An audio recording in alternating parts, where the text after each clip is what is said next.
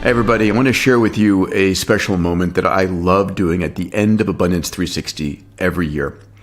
This is the closing segment of A360 2023. And I'm going to begin by looking back 100 years at the year 1923. What was the world like 100 years ago? What were the true innovations, the breakthroughs occurring during that calendar year? And then I'm going to take you forward, not 100 years into the future, but just 10 years into the future. So what does the world look like? A hopeful, compelling, and abundant future just 10 years out. And as you hear this meditation about the future, follow along, close your eyes, imagine the world that we're creating. All right, let's jump in. I want to take you on 2 time journeys. I don't think there's any way in the world for us to really appreciate what's going on today until we look back 100 years. So we're going to go back to the year 1923. So in 1923, there were 13 million cars on the road. There's about 300 million today. Gas was at 14 cents. The Ford Model T cost a whopping $290. A first-class stamp, 2 cents.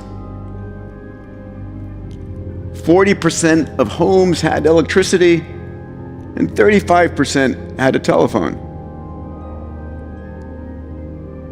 1923, the world population was 2 billion.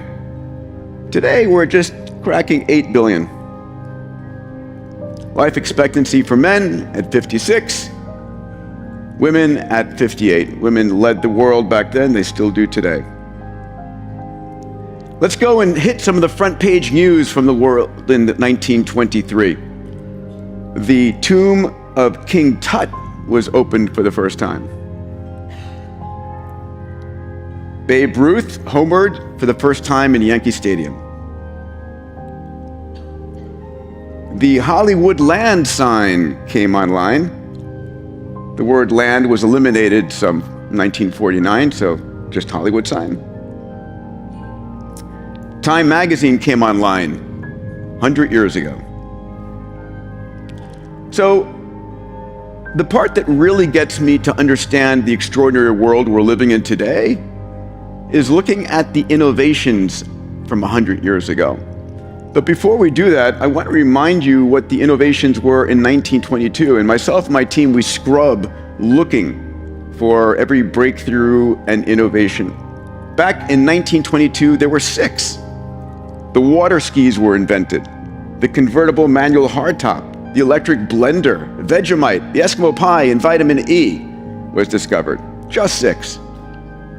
In 1923, a year later, we doubled. It's going to start getting harder. So let's look at the 12. Schick invents the first electric shaver. Remember, in these years, everything manual was being electrified. Just like today, everything that didn't have AI is being added.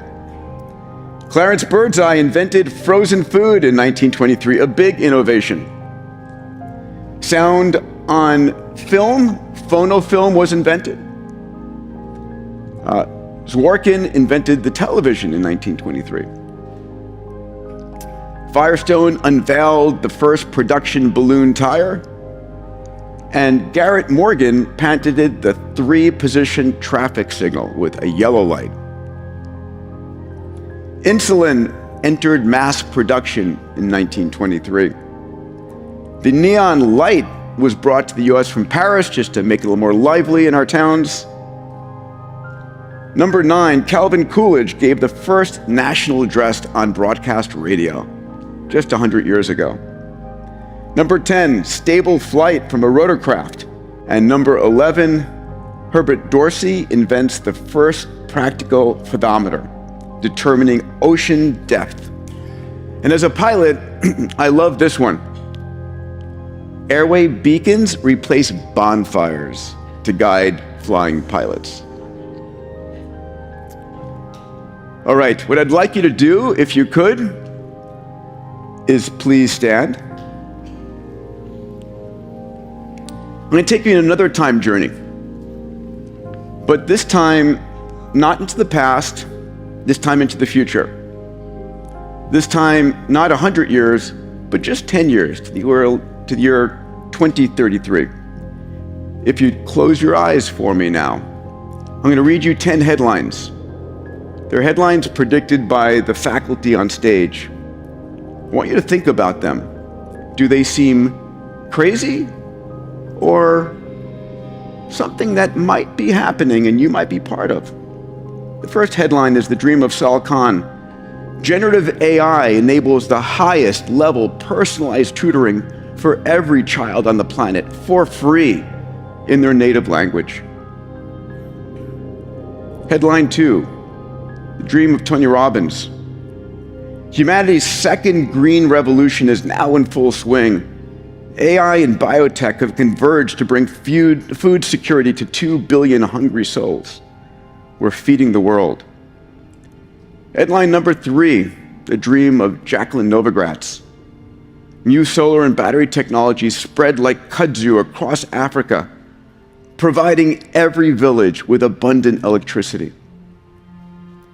Headline 4, The Dream of Jim Min. Deaths due to heart attacks plummet by tenfold as early detection saves lives on a mass scale. Headline number 5, The Dream of Andrew Yang. Universal basic income has become adopted by all 40 US states. AIs and robots performing full-time equivalent human jobs are being taxed to fund the UBI program. Headline number 6, The Dream of Ray Kurzweil. Cloud-based AI now exceeds human intelligence. Human-level AI as a service is available to anyone on a 6G connection. Headline number 7 is The Dream of Regina. Global biofoundries pump out billions of vaccines and shut down every pandemic. Headline number 8, The Dream of David Sinclair.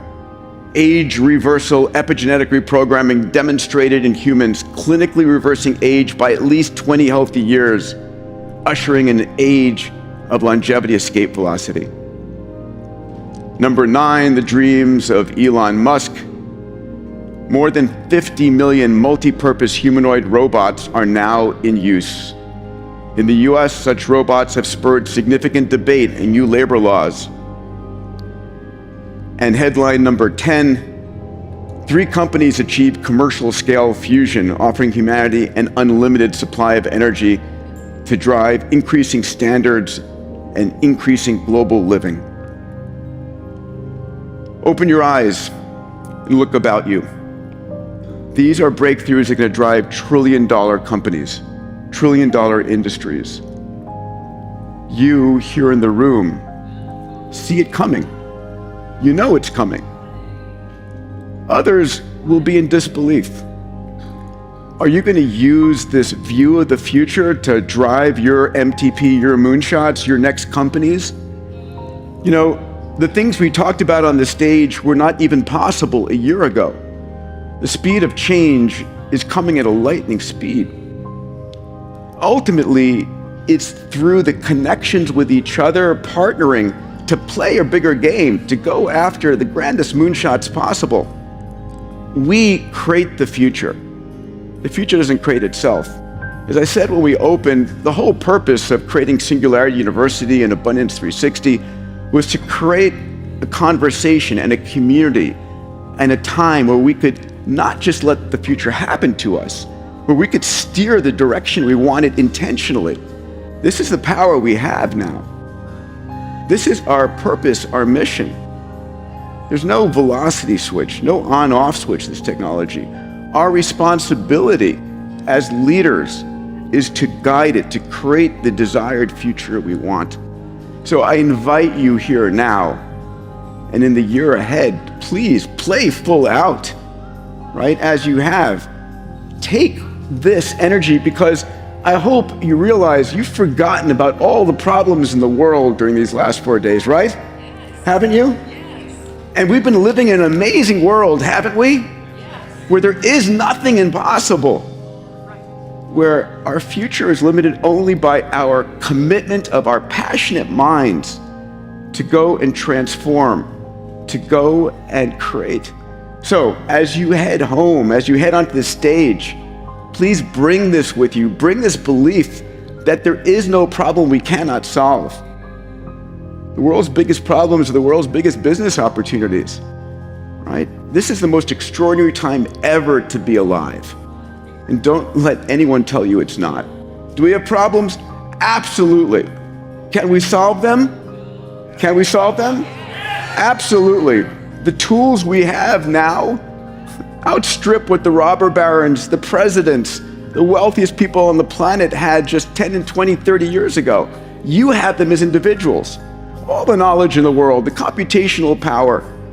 So, the question is, what are you going to do with that? What's in your heart? What are you going to wake up with every morning? Every morning, my MTP is to inspire and guide entrepreneurs to create a hopeful, compelling, and abundant future for humanity, to support you to create that. Because a world in which every human has a hopeful, compelling, and abundant future is a beautiful world to live in. It's a world that no one wants to go to war. It's a world where every mom, every dad has the grandest dreams for their kids. And that's the world we can create. So, I thank you and welcome to year 11. And I'm super psyched to have you guys in here at year 12. And now I want to hear from all of you. So first, give it up for yourselves. Thank you so much.